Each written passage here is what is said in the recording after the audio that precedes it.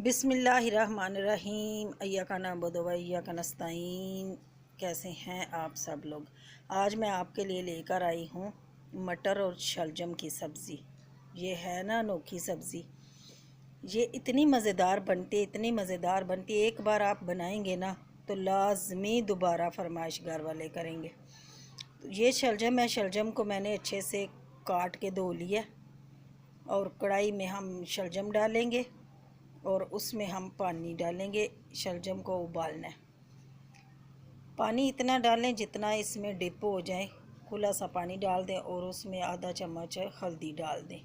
इसको मिक्स करेंगे और ऊपर से ढक देंगे। शलजम जब उबल जाएंगे ना तो फिर इनको उतारना है। एक साइड पे कर लेते हैं उबाल के। दूसरी तरफ कढ़ाई में प्याज शामिल करते हैं। उसमें तेल शामिल करेंगे और तेल डाल के तो प्याज को करेंगे फ्राई। प्याज जब बिल्कुल हल्का ब्राउन हो जाए ना तो उसमें हम दूसरे मसाले डालेंगे। इसमें जाएगी अदरक, लहसुन और हरी मिर्च।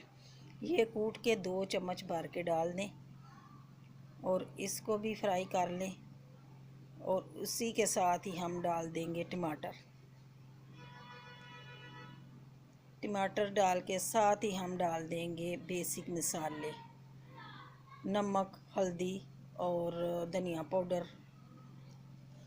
ये हम डाल देंगे और इसका मसाला हम भून लेंगे। थोड़ा सा पानी का छट्टा लगाएंगे और मसाला भूनेंगे। ये देखें जी, मसाला हमारा भून चुका है। अब इसमें डालेंगे मटर और आलू।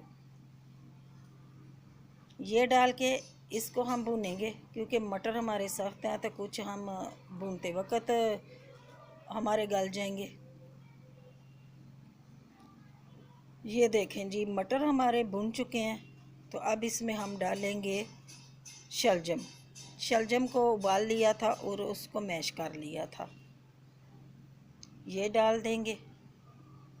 इसको करेंगे मिक्स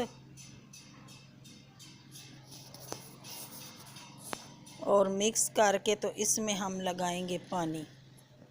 थोड़ा सा पानी लगाएंगे ग्रेवी के लिए। अब इसमें पानी लगा देंगे। पानी 1 गिलास के करीब लगा देना क्योंकि ज़्यादा पानी नहीं डालना। इसमें हमने सिर्फ ना हल्की सी ग्रेवी रखनी है।